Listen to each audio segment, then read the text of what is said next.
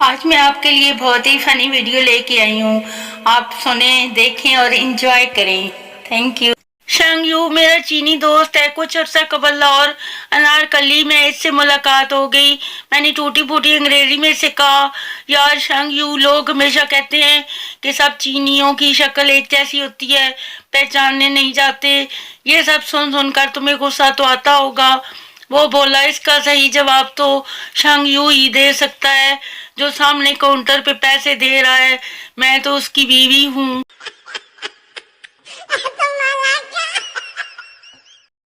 ایک شاعر کو کسی جرم میں پولیس نے گرفتار کر لیا اور عدالت میں پیش کیا. جج، کیا تم اپنی زبان میں کچھ کہنا پسند کرو گے؟ شاعر، جی حضور، اپنی تازہ غزل.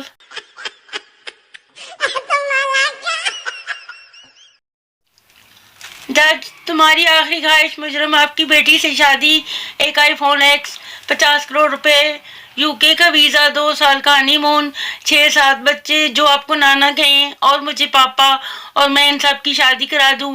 اس کے بعد آپ جو فیصلہ دو مجھے منظور ہے. جج، میری کوئی بیٹی ہی نہیں ہے، لٹکا دو سالے کو.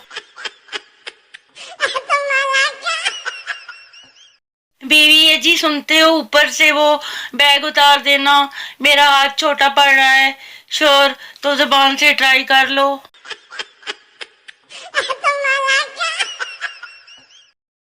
ڈاکٹر، سردار سے دوائی لا کر پیا کرو. سردار، او جی بڑی مشکل ہے.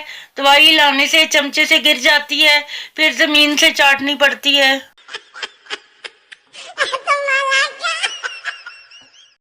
ایک دن وہ ہم سے ملی اور بولی، کیا تم مجھے یاد نہیں کرتے؟ میں نے کہا، اگر یاد کرنا اتنا آسان ہوتا تو ہم اپنی کلاس میں ٹاپ نہ کر لیتے.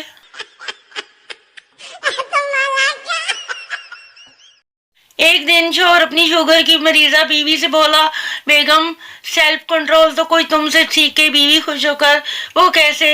شوہر، تمہارے جسم میں اتنی شوگر ہے مگر مجال ہے زبان پر ذرا بھی آتی ہو.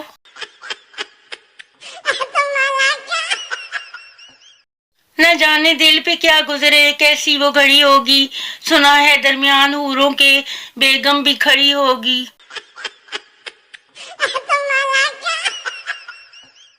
شوہر، میں تمہارے لیے جان بھی دے سکتا ہوں.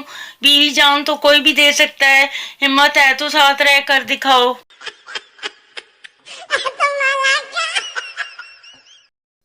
ایک اسکول میں مس نے کلاس کے بچوں کو مائی ٹیچر پر مضمون لکھنے کو دیا. تھوڑی دیر بعد ایک بچہ اپنی سیٹ سے اٹھا اور مس سے سوال کیا، مس جی، یہ چمک چھلک کو انگلش میں کیا کہتے ہیں؟